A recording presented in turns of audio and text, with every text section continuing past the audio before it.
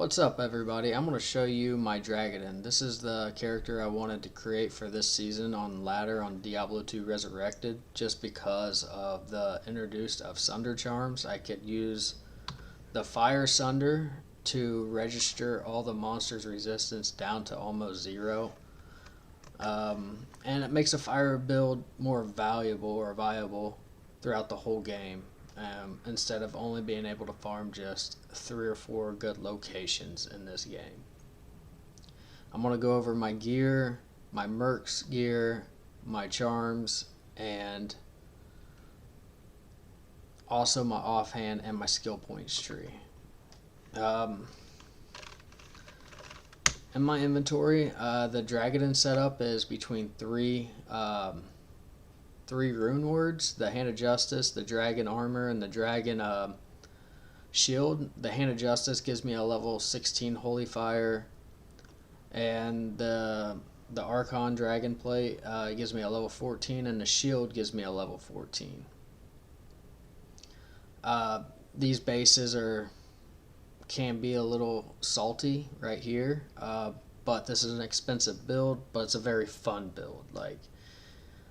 I would recommend you guys saving up and trying this build at least one time just to see what it's like.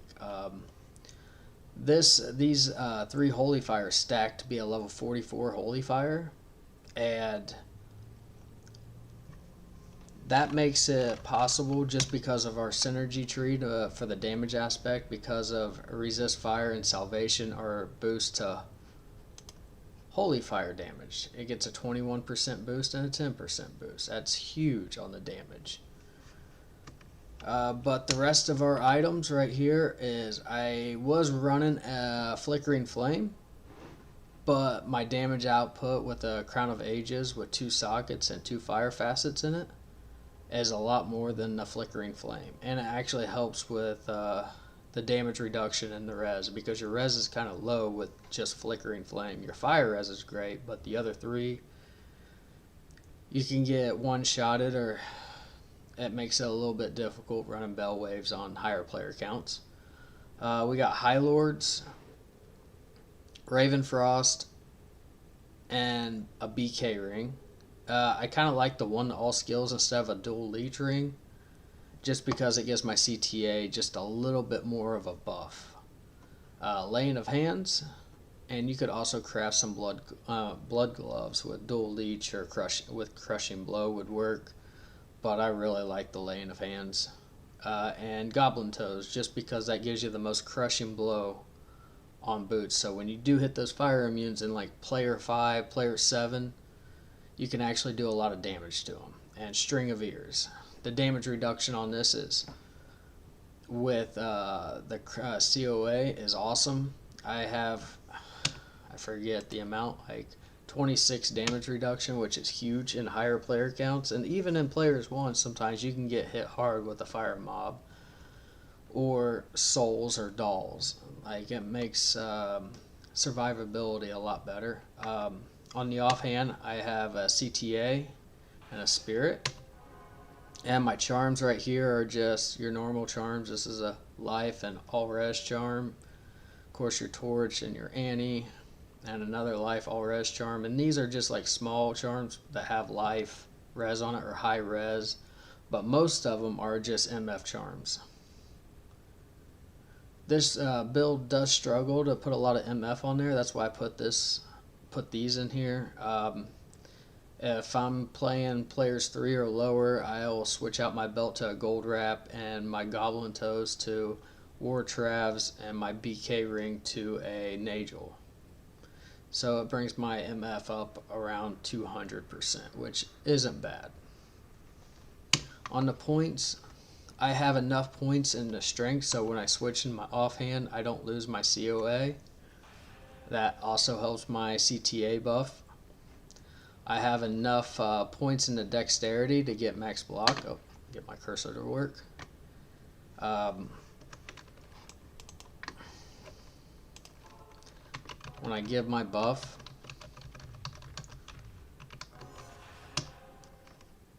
it keeps me at max block. I put a little bit more, like I think 15 or 20 points in the energy just because you do use some mana in this build. Like, I'll pop mana potions more so often than anything else because I'm charging around constantly, just moving faster and faster. Because there is no teleport and you just need to keep up. I've tried doing a point in the vigor, trying to get some little buffs on the speed of the just walking around, and it's not worth the extra skill points. And I put the rest in vitality, and you can see that my resistances are not bad at all. They're pretty good with this build. 17 life leech, that's huge. What else? Being over, I think it's 72% IS is your break point right here. That's what you want to be over. My faster hit recovery is not the greatest, but we do have max block, so that helps out. Got crushing blow and deadly strike, cold absorb, and the can't be frozen's huge. You got to have that on here, and of course the fire immunity. And the skill tree, we have 1 point wonders right here just to get to conviction. Here, I'll take this off real quick. With my CTA buff, it is maxed out at level 25, so I have 17 hard points in here. And that puts me at level 24. When I buff up, it's level 25. And over here, I just have my synergies max, salvation, and resist fire. And combat skills, I got my 1 point wonders into holy shield. I got sacrifice maxed out as a synergy to zeal, and I've just put all my remaining points into zeal for more damage. And I'm going to run a player's one chaos run, which it won't take me that long, but you'll see when I hit a fire immune monster, I slow down a tad. Here, let me run to town real quick. I need some mana pots. Greetings.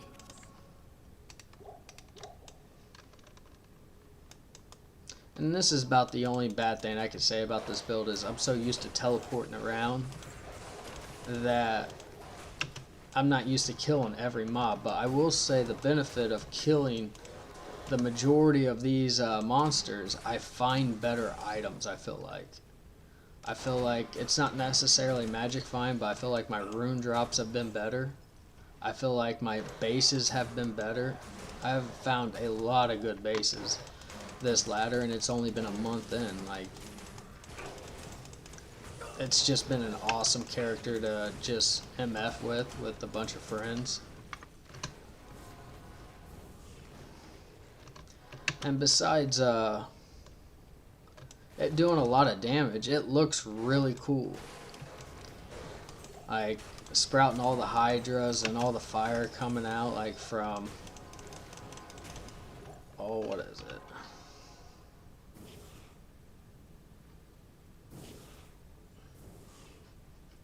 Oh, it's my torch, that's right, sorry. The firestorm.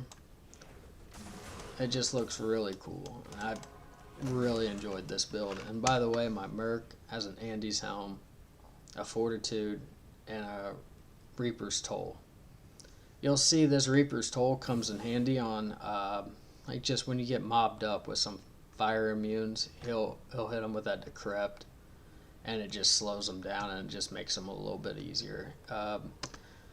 My damage is 9,200. I do have a Pride I'm going to test out to see how high I get my damage output at, just to see if I could handle it without the crap from my Merc helping me out a little bit. And you'll see, because I'm going to post a player 7 game after this, and you'll see it. I mean, I slowed down a little bit, but I still kill everything rather quick for a melee build. Well, a hybrid melee build.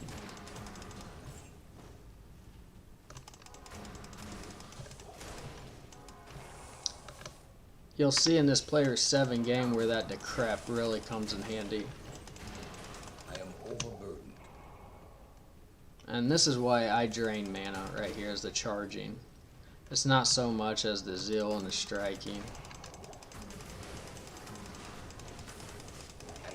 And really, like, the dual leech, if it only helps if I'm in a very high player count for the mana.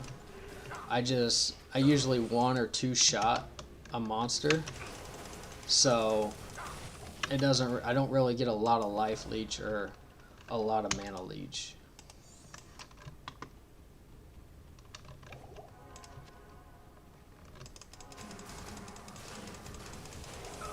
And something to be aware of if you do this build, be conscious about your CTA buffs running out and your Holy Shield running out, because once your Holy Shield runs out, you will know the difference. You will get hit pretty hard.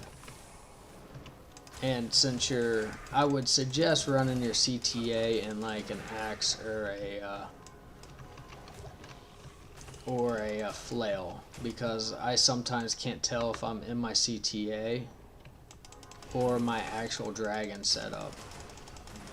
Just like right there, I just started swinging at monsters and I wasn't even hurting them.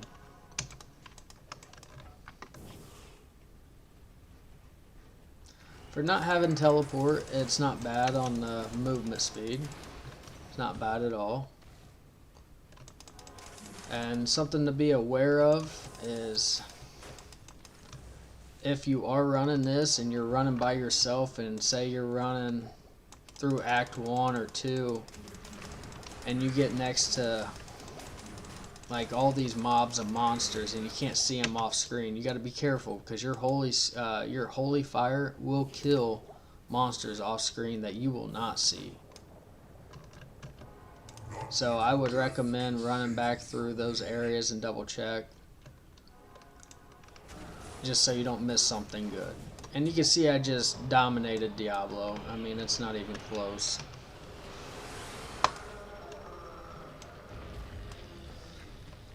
And that's pretty much the setup.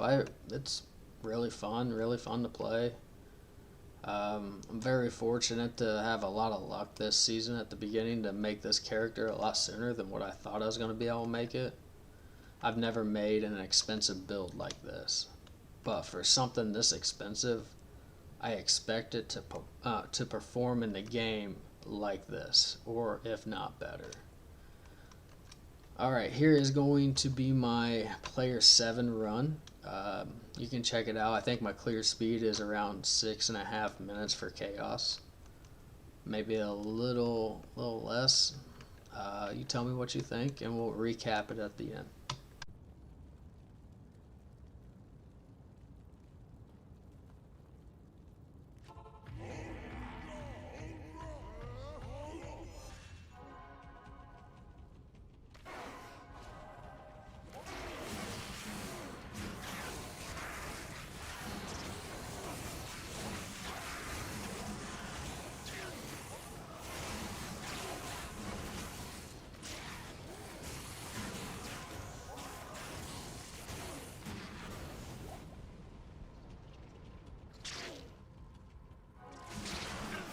Overburdened.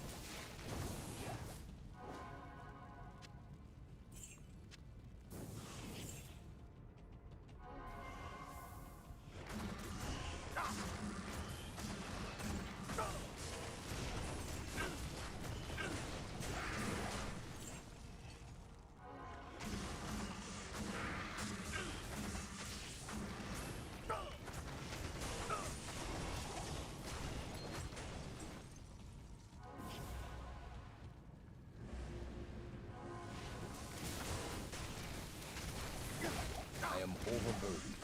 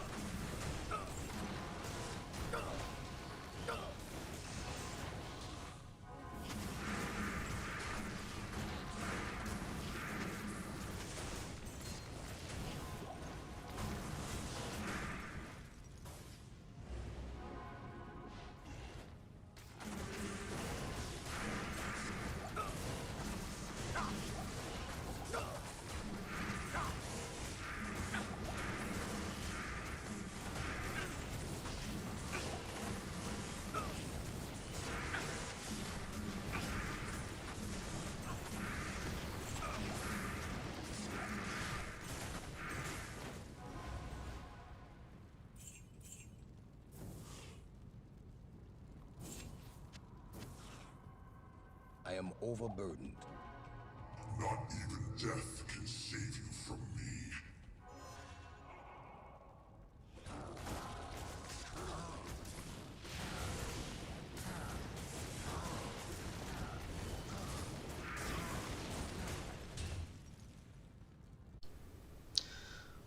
Well, that was it. That was the player 7 run. I was fortunate enough to be running with the BO barb that time, so I had really high life and mana.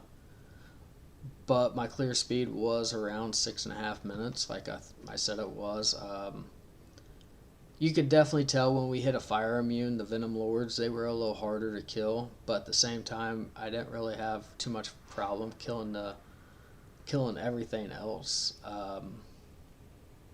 Even Diablo, I mean, I thought I killed him pretty quick for a player 7 run that's not a sorceress or a Hammerden. Tell me what you guys think. Hopefully you like the video and like the build, and if you have any questions, please reach out.